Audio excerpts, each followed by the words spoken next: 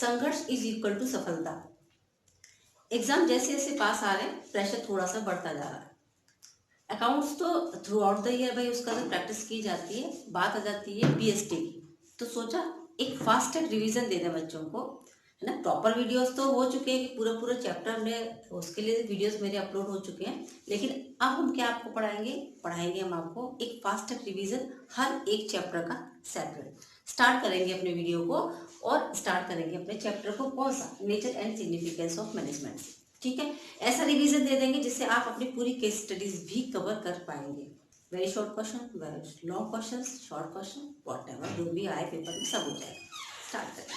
देखो मैनेजमेंट, सबसे पहले मैनेजमेंट आ जाता है। मैनेजमेंट क्या चीज़ होती है, तो बहुत सिंपल सी एक प्रोसेस है, एक ऐसा प्रोसेस है जो ऑर्गेनाइजेशन के गोल को अचीव करने में हमारी हेल्प करता है। अगर प्रॉपर सब चीज़ें मैनेज हैं तो ऑर्गेनाइजेशन का जो गोल है वो इजीली हम और इफेक्टिवनेस एफिशिएंसी से अचीव कर लेंगे। अगर मैनेज नहीं है तो नहीं हो पाएगा। तो सीधी सी डेफिनेशन एक सिंपल सी हो गई ना। डेफिनेशन क्या हो गई इसकी, मैनेजमेंट क्या है, मैनेजमेंट है एक प्रोसेस। किस चीज के लिए प्रोसेस है, ऑर्गेनाइजेशन के गोल को अचीव करने के लिए। किसके साथ, इफेक्टिवनेस और एफिशिएंसी के साथ। Now the question is what is the meaning of efficiency and what is the meaning of effectiveness. Effectiveness, हम वर्क करेंगे एक टाइम के अंदर ही उसको फिनिश कर देंगे, done the work with in time. Okay, ये तो सीरीज, ये क्या होगा हमारा इफेक्टिवनेस। बट एफिशिएंसी, एफिशिएंसी में और क्या ऐड हो जाता है, एफिशिएंसी में ऐड हो जाता है कि काम कंप्लीट होगा, टाइम पे कंप्लीट होगा, बहुत कम कॉस्ट में कंप्लीट हो जाएगा। That is called efficiency. Time plus cost, minimum cost, time plus minimum cost. Minimum cost के साथ आप अपने वर्क को कंप्लीट कर जाएंगे टाइम के अंदर ही। That is called efficiency. तो वही मैनेजमेंट होता है। डेफिनेशन क्लियर हो गई। Now move to characteristics. एक और चीज बच्चों, देखो ये कैरेक्टरिस्टिक्स इंपॉर्टेंस, इनमें ना आप डिफरेंसेस करेंगे क्योंकि इसी से केस स्टडी बनती है। वो पूछेंगे कि आप इससे पढ़ करके, ये केस स्टडी को पढ़ करके आपने इसमें कौन सी कैरेक्टरिस्टिक लिखी हुई है।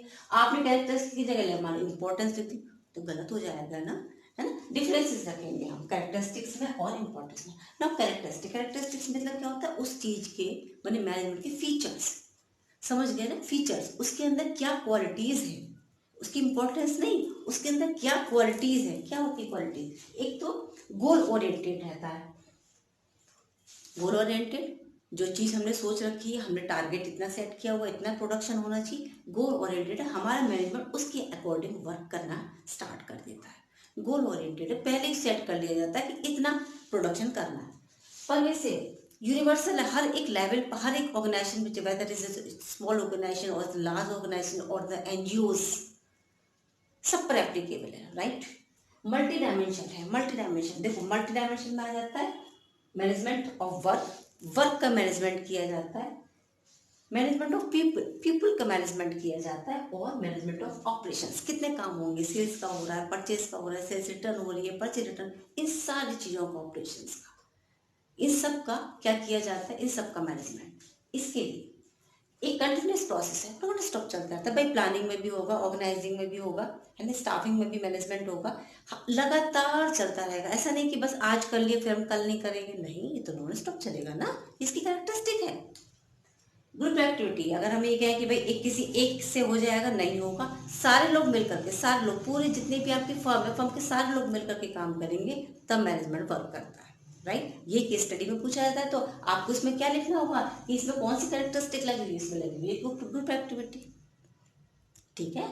और एक डायनेमिक फंक्शन है, डायनेमिक मतलब according to fashion, according to trend, it can change itself, change कर लेता है अपने आप, ठीक है। ये इतना इतना इसके अंदर क्या है, इतनी फ्लेक्सिबिलिटी है इसके अंदर, इतनी कि ये अपने आप को अकॉर्डिंग टू टाइम चेंज कर लेता है, ठीक है।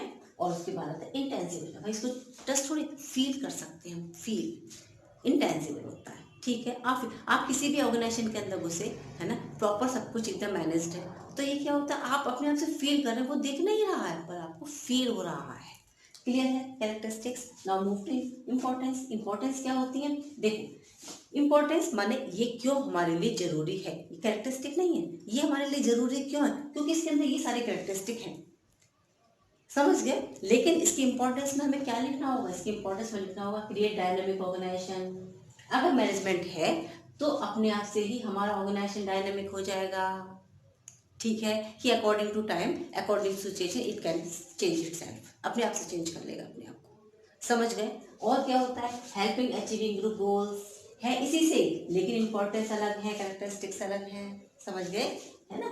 और डेवलपमेंट ऑफ सोसाइटी, अगर सब कुछ अच्छा है, हमारी फर्म लगातार ग्रोथ कर रही है और इसी टाइप से सारी फर्म ग्रोथ कर रही है, तो ऑब्वियस बात है कि हमारी सोसाइटी का भी डेवलपमेंट होगा ही होगा। क्यों? क्योंकि अगर फर्म हमारी ग्रोथ करे तो हम एम्प्लॉयमेंट जो अपॉर्चुनिटी दे रहे हैं लोगों को, तो सोसाइटी भी डेवलप हो जाती है, राइट। और सबसे पर्सनल ऑब्जेक्टिव को पूरा कर देता है। पर्सनल ऑब्जेक्टिव मतलब अभी बताती हूँ इसके अंदर आपके ऑब्जेक्टिव्स प्रॉपर। फिर और आपकी एफिशिएंसी को इम्प्रूव करता है। एफिशिएंसी माने आपके काम करने की एक जो कैपेबिलिटी होती है उसे इम्प्रूव कर देता है।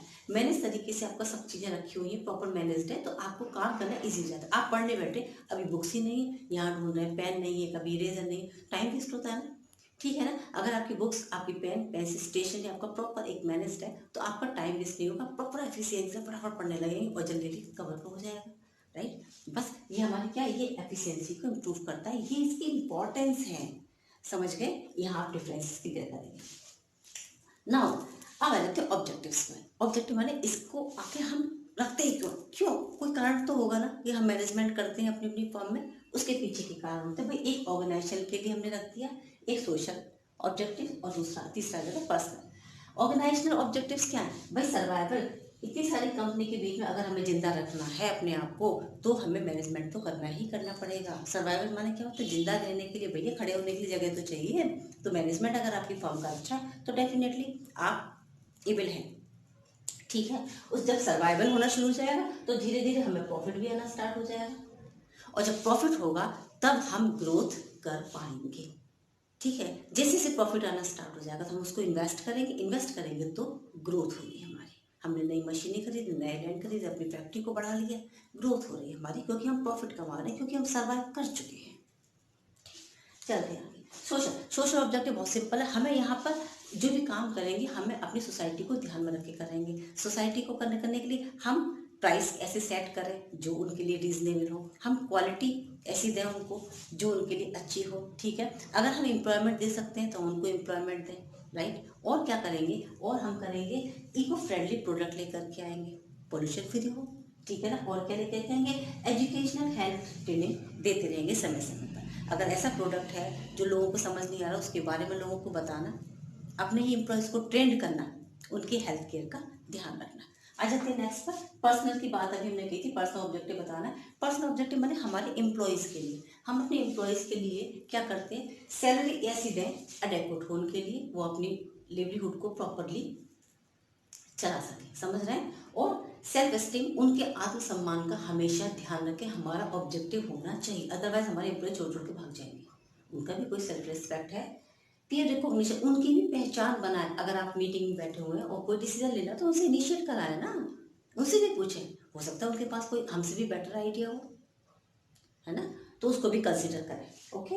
वर्किंग कंडीशन अच्छी रखें जिसमें वो अच्छे से काम कर सके, उनका मन लग सके, वो 1 घंटे की जगह 2 घंटे 3 घंटे 4 घंटे 5 घंटे काम करना चाहें। ट्रेनिंग और समय समय पर उनको ट्रेन करें और उनको उनका डेवलपमेंट करने की कोशिश करें, ये हमारे हो जाते हैं इसके ऑब्जेक्टिव्स, ठीक है। मैनेजमेंट का नेचर पे बात कर लेते हैं कि नेचर कैसा होता है। तो देखो, मैनेजमेंट एज ए साइंस भी होता है, मैनेजमेंट एज एन आर्ट भी होता है, और मैनेजमेंट एज ए प्रोफेशन भी होता है। अब जैसे साइंस है, अब साइंस क्या होती है, साइंस एक सिस्टमेटिक बॉडी होती है, सिस्टमेटिक बॉडी एकदम सिस्टम में चलती है। आप साइंस केमिस्ट्री फिजिक्स कोई चेंजेस नहीं भाई, जो जैसा है वैसा है, जो जितने लॉ लिख दिए, न्यूटन के लॉ हुए, है ना, तो उसमें कोई चेंजेस नहीं थे। और ऊपर से क्या, सब कुछ एक्सपेरिमेंट के बेसिस पर उन लोगों ने कहा, तो भाई मैनेजमेंट में भी यही है। अगर मैनेजमेंट ने कोई भी अपने रूल निकाले हैं तो उन लोगों ने पहले अपनी लाइफ में उसको एक्सपीरियंस किया होगा, उसके बाद ही यहाँ पर कोई भी प्रिंसिपल्स निकाले गए हैं, समझ गए। इसीलिए मैनेजमेंट अगर एज ए साइंस है तो लॉजिक्स है उसके पास, ऑब्जेक्ट्स है, कॉज है, इफेक्ट है, as a science, as a science, समझ गए। अगर एज एन आर्ट की बात करते हैं तो क्या है, अब आर्ट क्या होता है, थ्योरेटिकल नॉलेज देता है, किसी भी चीज़ की थ्योरेटिकल नॉलेज, उसके पीछे की पास्ट के बारे में, उसके आगे के बारे में पूरी नॉलेज, और एक क्रिएटिव तरीके से रिप्रेजेंट किया जाता है, ठीक है। रिपीटेशन, आप उसको बार बार रिपीट करते रहे, बार बार रिपीट करते, वही चीज़ है रेगुलर। देखो, थ्योरेटिकल नॉलेज, रेगुलर प्रैक्टिस और क्रिएटिविटी, मैनेजमेंट में है, इसीलिए मैनेजमेंट एज एन आर्ट भी है। बात आ जाती है एज ए प्रोफेशन की। भाई प्रोफेशन में क्या होता है, वहाँ पर होता है क्या, क्वालिफिकेशन आपकी मैटर कर जाती है। यहाँ क्वालिफाइड लोग होने चाहिए, इसीलिए स्पेशलाइज नॉलेज होती है ना। जो लोग एमबीए करते हैं समझ रहे हैं ना, स्पेशलाइज नॉलेज होती है। Code of conduct, code of conduct समझते हैं, रूल्स एंड रेगुलेशंस यहाँ फॉलो किए जाते हैं। रेस्ट्रिक्टेड एंट्री, हर कोई यहाँ पर एंट्री नहीं कर सकता। जिसके पास भी डिग्री है वो इसके लिए काम कर सकता है, वो इसके लिए एबल है, अदरवाइज नहीं है। तो ये हो जाते हैं हमारे nature as a science, as an art, और आ जाता है हमारा एज प्रोफेशन। चलते हैं मैनेजमेंट के लेवल की साइड पे, top level, middle level and supervisory level की साइड। लेवल्स ऑफ मैनेजमेंट ना, तो ये सबको पता है कि there are 3 types of levels ना, one top level, then middle level, then supervisory level. Now come to the question, top level में कौन आता है? भाई टॉप लेवल में कौन आ गया? एक तो ओनर्स आएंगे कंपनी के, तो हो गए हमारे बोर्ड ऑफ डायरेक्टर्स, ठीक है। उसके बाद चीफ, देखो चीफ सीईओ होता है, एग्जीक्यूटिव रहता है ना, पता है। उसके बाद जैसे इसमें चेयरमैन भी आते हैं, ठीक है। माने वो सारे लोग, ये समझ लें वो सारे लोग जिन लोगों ने इस आपके ऑर्गेनाइजेशन को बनाया है, वो सारे लोग कौन हो जाते हैं हमारे, वो आते हैं हमारे टॉप लेवल में, ठीक है। फंक्शन सभी बताती हूँ। मिडिल लेवल में आ जाते हैं लोग। मिडिल लेवल में मैनेजर है, purchase manager, sales manager, department के जो भी प्लांट मैनेजर, डिपार्टमेंट के हेड हैं, वो सारे लोग इसमें आ जाते हैं, ठीक है। उसके बाद आ जाता है हमारा सुपरवाइजरी लेवल। तो सुपरवाइजरी लेवल में सुपरवाइजर, वर्कर्स, लेबर, ठीक है, और कॉन्ट्रैक्टर, क्लर्क, वो सब इसमें आ जाते हैं ना। टॉप लेवल के जो लोग होते हैं वो उनकी वर्किंग क्या होती है, तो देखो भाई फर्म इनकी है, इसका मतलब ये जो हमारे ऑब्जेक्ट्स हैं वो ये लोग डिसाइड करेंगे, जो डिटरमाइनिंग ऑब्जेक्ट्स, ठीक है। पॉलिसी को यही लोग फ्रेम करेंगे, जो पॉलिसीज हैं या प्लान है कोई भी आ रहा है। फिर उससे रिलेटेड जो मटेरियल है उनको ऑर्गेनाइज कहाँ से किया जाएगा, यानी कि रिसोर्सेज को ऑर्गेनाइज करने का काम वो भी इन लोगों का होगा, ठीक है। इन दोनों के वेलफेयर का काम वो भी इन लोगों का होगा, है ना। उसके लिए पॉलिसीज लेकर के आने का काम, और जितना भी है मानी आउटसाइड वर्ल्ड से मिलने का काम भी ये लोग ही करेंगे। लेसन विद आउटसाइड वर्ल्ड, ठीक है। गवर्नमेंट की कोई पॉलिसी आ रही है, उसके अकॉर्डिंग काम करना, टैक्स का क्या करना है, वो सब इन लोगों का काम है, बाकी इन लोगों का नहीं, ठीक है। अब आ जाते हैं मिडिल लेवल की वर्किंग पे। तो मिडिल लेवल के लोग क्या काम करते हैं भाई, उनका काम क्या होता है कि जो पॉलिसीज ये लोग बनाएंगे उसको इंटरप्रेट करना, किसको, इन लोगों, ठीक है। ओके, समझ गए इतनी बात। अच्छा, उसके बाद आ जाता है रिक्रूटमेंट का काम। रिक्रूटमेंट का काम भी ये लोग ही करेंगे, ठीक है। इनको मोटिवेशन का काम भी ये लोग करेंगे, इनको कंट्रोलिंग करने का काम भी ये लोग करेंगे, आपस में कोऑर्डिनेशन और कोऑपरेशन का काम वो भी ये लोग ही करते हैं सारा, ठीक है। प्लान, अगर इन्होंने कोई प्लान बनाया है तो इम्प्लीमेंट करने का काम भी मिडिल लेवल के लोगों का ही होता है। इतना काम है इन लोगों के पास, ठीक है। आगे चलते हैं, अब सुपरवाइजरी लेवल पे आते हैं। भाई इन लोगों का काम क्या है, तो इनका काम है कि जिस वर्किंग कंडीशन में ये लोग काम करें उसे अच्छा बना के रखें, गुड वर्किंग कंडीशन, सेफ बनाए, क्योंकि यहाँ पर के कौन काम करेगा, यहाँ पर लेबर काम करेंगे। आपस में एक दूसरे के लिए जो फेव आपका बिहेवियर हो काफ़ी हेल्पफुल हो, ठीक है। वेलफेयर के लिए काम करें, ठीक है। क्वालिटी मेंटेन रखें, जिस चीज़ को आप बना रहे हैं उसका स्टैंडर्ड मेंटेन रखेंगे आप, ठीक है। अपने जो भी आपके लेबर हैं उनके आपके मॉरल है उसको बूस्ट करने की कोशिश करें, जितना अच्छा हो सके उतना। और एक और सबसे इम्पोर्टेंट चीज़, मिनिमाइज वेस्ट, जितना कम हो सके उतना कम वेस्ट करें। हो गया आपका तीनों लेवल के फंक्शंस, ठीक है।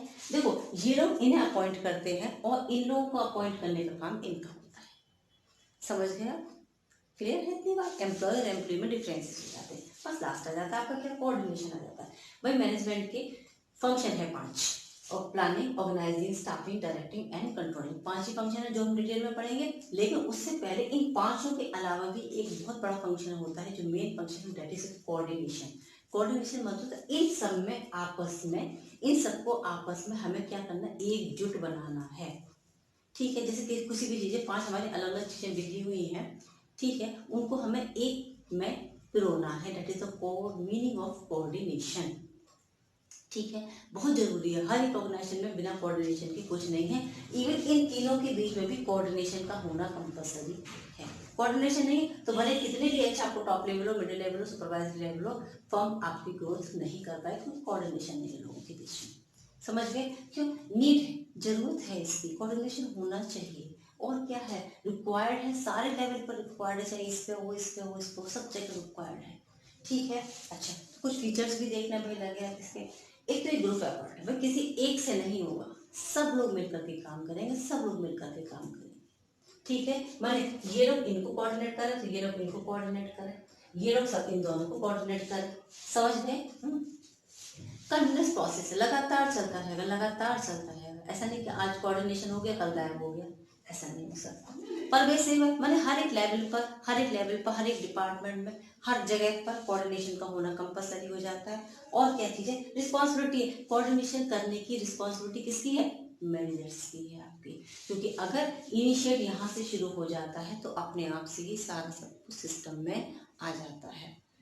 ठीक है, ओके। और आ जाता है, ये एक डेलिब्रेट फंक्शन है, एक डेलिब्रेट फंक्शन है। अगर आप किसी भी तरह की कॉन्फ्लिक्ट्स और चाउस में नहीं पढ़ना चाहते तो कोऑर्डिनेशन करना शुरू करें। कोऑर्डिनेशन, आप रिस्पॉन्सिबिलिटीज को ट्रांसफर करें, रिस्पॉन्सिबिलिटीज को ट्रांसफर करें, अथॉरिटी को ट्रांसफर करें।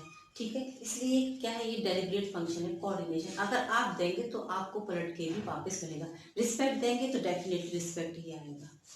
समझ गए? ये जितना भी हमने आपको इतना समझा, इससे आपकी सारी केस स्टडीज भी कवर हो। केस स्टडीज को रटा नहीं जाता है, ये आपको अगर चैप्टर की नॉलेज है तो आप केस स्टडी को बहुत इजीली उसको अडॉप्ट कर लेंगे, उसको सॉल्व कर लेंगे। इसलिए हमने शॉर्ट फॉर्म में आपको, शॉर्ट फॉर्म भी नहीं है, एक एक चीज यहाँ पर कवर किए, लेकिन क्विक रिविजन एक दे दिया है। इससे आप अपने केस स्टडी को इजीली सॉल्व कर सकते हैं। ठीक है, और फिर भी इससे रिलेटेड कोई भी क्वेरी तो आप मुझे कमेंट बॉक्स में जाकर के कमेंट कर सकते हैं। टेलीग्राम का भी लिंक आपको डिस्क्रिप्शन में मिल जाएगा। ठीक है, और PYQs भी इससे पहले वीडियोस में अपलोड हो चुके हैं, उसका भी लिंक डिस्क्रिप्शन में आपको मिल जाएगा। Okay children, take care, good bye.